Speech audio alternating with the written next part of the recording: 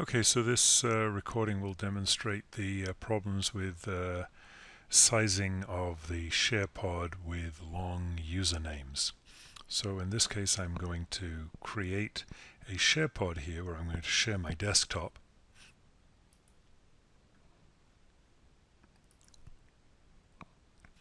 And I'm going to restore the screen here so that now we're seeing the desktop and I'm sharing my screen. So in this particular pod you should be able to see in a recording my desktop. This kind of layout is designed, I should just start the recording. I'll call this Sharepod bug in connect.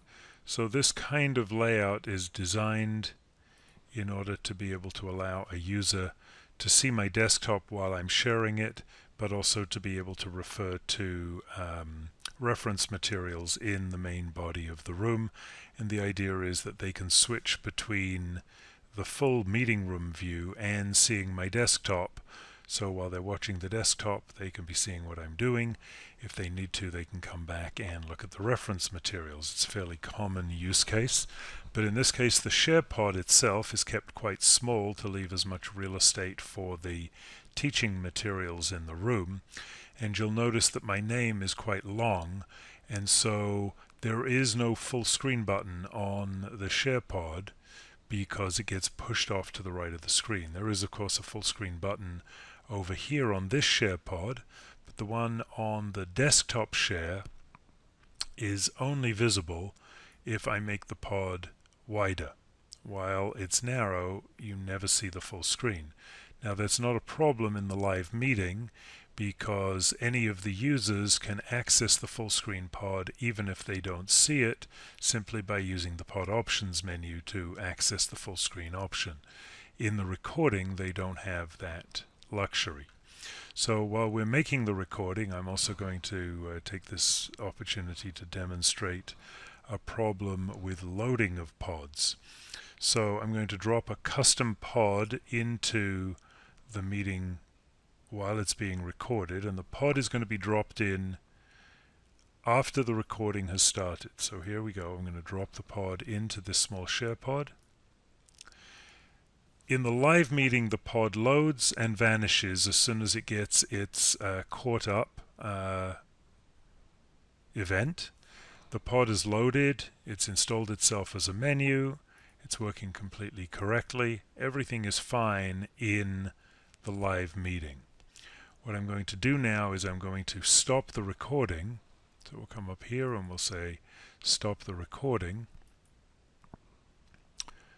We'll go back over here, refresh the recordings panel, and now we'll start to play the recording so that you can see what happens during playback. We'll maximize this on the screen. Oops.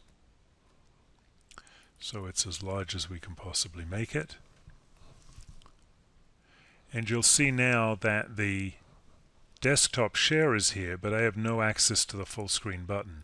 I can switch between these two modes, but I have no way of reaching the full screen button at all in the recording. Now hopefully we'll see where the pod is enlarged in just a second.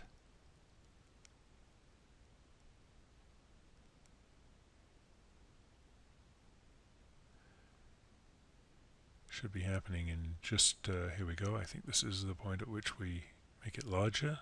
Maybe not.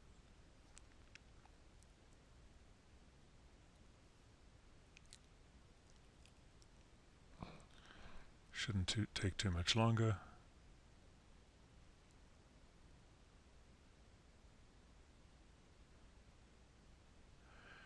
Lots of movement of the cursor.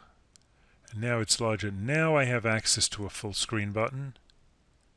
But as soon as the pod is resized, I lose access to the full screen button. In fact, if it was made smaller or the name was longer, I would lose these two buttons as well. So I think what's required is that the name should be truncated to always maintain the full screen button, regardless of the size of the Sharepod. So that's quite important. We've had a number of recordings where we thought we were providing full screen access in the recordings for people to switch views, and they haven't had that. So now let's see what happens when that custom Sharepod is loaded in the live meeting. In the live meeting, the pod disappears, and you'll see that here if we look at the, there we go, there it's loading. So in the live event, the pod vanishes and installs itself and is operational. In the recording, the pod loads, never receives its catch-up event, and so never vanishes, and we can tell in the debugger that it's not receiving the catch-up event because there's actually an error thrown when you're using the Flash debugger. So the interesting thing is that if the pod is launched before the recording is started, the pod behaves correctly in the recording and it will load and receive its catch-up event. If the pod is loaded after the recording has started, then it never receives its catch-up event, and that prevents it from behaving properly in a meeting recording. I hope this helps. Happy to provide additional information if you should need it. Thank you. So here's a recording that was made in the same room just moments later. In this case, we'll launch it.